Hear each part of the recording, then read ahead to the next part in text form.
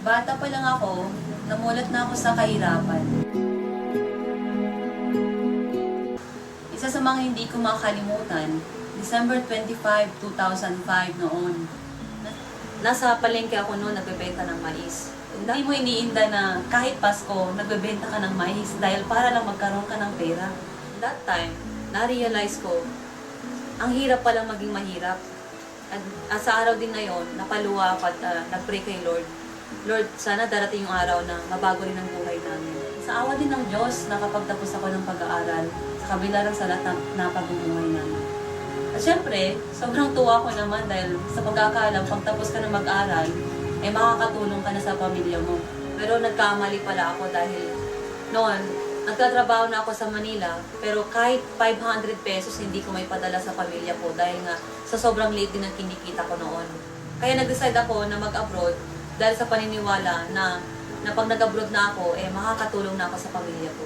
Nag-apply ako bilang domestic helper sa Hong Kong. Nung nasa Hong Kong na ako, doon ko na-realize, mahirap palang mag-abroad. Lalo na kung milya-milya pa ang layo mo sa pamilya mo. Kaya hindi rin ako nagtagal doon dahil nga nakahanap ako ng amo na halos ayaw kong pakainin at tinatrato ako ng hindi maganda. Kaya nag-decide ulit ako na umuwi na lang ng Pinas. Pag uwi ko ng Pinas, wala akong trabaho. Kaya naisip ko ulit mag-abroad pero this time, Canada naman.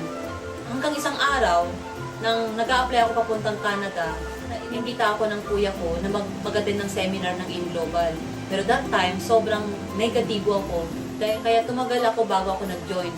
Pero nung nag-join ako, hindi ko sukat akalain na after 2 years na ginawa kong InGlobal ng seryoso, I earned my first million. And then months later, Dati, naglalakad lang ako. Ngayon, nagdadrive na ako ng sarili kong kotse, di ba? I bought my brand new car na Hyundai Elantra at isa sa mga pinapangarap ko na maging bridal car. And then right now, hindi ko sukat akalain na kumikita na ako ng 6 figures a month. And sa Tugigaraw lang po yan. At ang pinakagustong-gusto ko po sa InGlobal ay kasama ko po ang buong pamilya ko na kumikita po.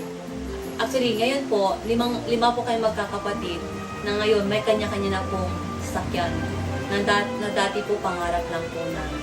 Napatunayan ko na hindi lang pala pag-abroad ang sagot para mabagong buhay natin, kundi meron din palang mga oportunidad kagaya ng InGlobal na pwedeng mabagong buhay at pwedeng makamit ang mga pangarap natin kasama ang pamilya natin.